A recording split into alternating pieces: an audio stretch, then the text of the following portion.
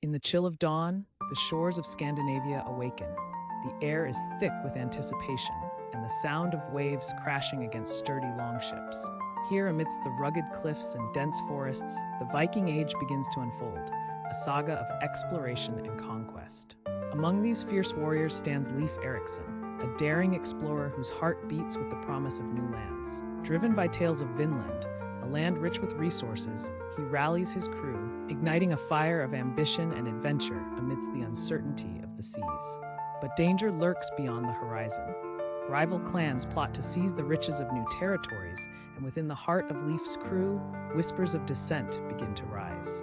Trust fractures as the promise of glory threatens to pit friend against friend. As the ships sail into the unknown, a fierce storm descends upon them, forcing Leif to make a perilous choice between loyalty and survival. The tempest rages, testing their resolve and unity as they fight against both nature and their own fears. In the aftermath, lessons are learned. The bonds of brotherhood are tested, revealing that true strength lies not just in conquest, but in unity and trust. The Vikings emerge, not just as conquerors, but as a civilization forever changed by their journey.